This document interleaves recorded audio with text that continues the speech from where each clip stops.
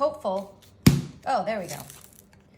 All right, we are starting with these Pillsbury Crescent rolls. And we're just gonna bake these as they say. That's the start of our dessert. If you would prefer to use croissants, you know, those pre-made croissants that you can get at the grocery store, or if you have a favorite bakery, you can use croissants, probably maybe just a few, like 4 to 5 croissants. But I love the flakiness of these, which is why I'm going to use these for our dessert. All right, these are going in the oven at 375. Okay, so while that is in the oven, we're gonna make some custard. Now, if you've never made custard, I don't know if you wanna start. It's not easy. We're gonna make an easy custard. This takes no egg yolks, no tricky timing with your stove. It is just a cup of milk, a half a cup of whipping cream, and some vanilla jello. Going in here, this whole packet of vanilla jello. I'm telling you, this is an easy way to make custard, and it is delicious.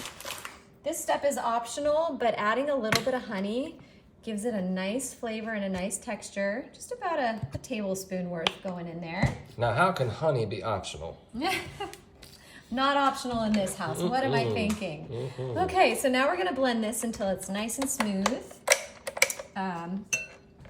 Maybe I should plug this in first. That would help. Oh, you need a bit of assistance. There we go. There we are. Okay, that is all it takes. We're gonna let this sit in the refrigerator for about 10 minutes is all. Our crescent rolls are done and cooled off, so I've just been cutting them into bite-sized pieces here. And now I'm going to pull over this lovely little baking dish. We don't need anything very big for this.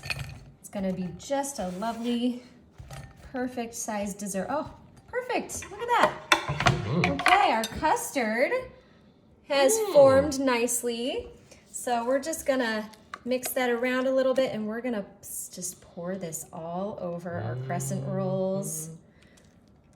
And that is gonna get spread in there nicely, like this. I'm gonna give that a nice stir.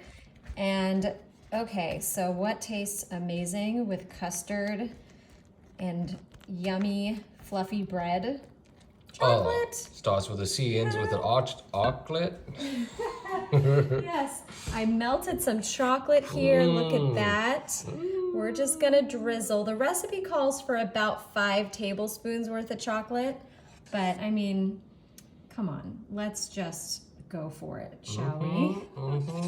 I'm just gonna generously pour this chocolate all over, like this.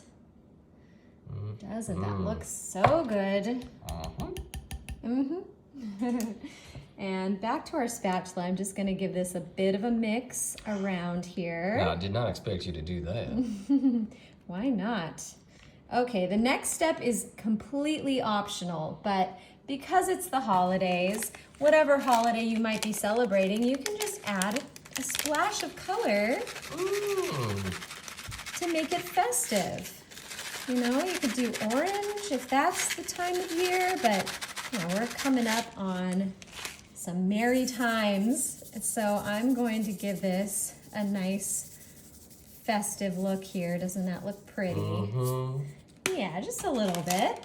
Now we're just gonna pop this in the oven at 350 degrees. It's gonna take somewhere between 15 and 25 minutes to be complete. I'm gonna check it at 15 minutes and let you know how it is. Okay, here it is. I've just decided what we need to call this, honey. We need to call this an eclair casserole.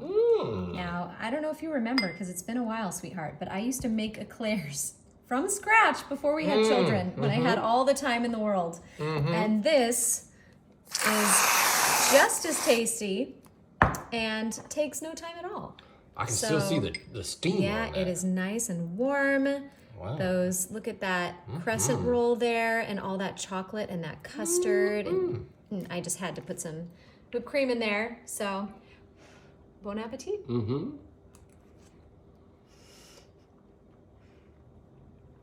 Amazing. So good.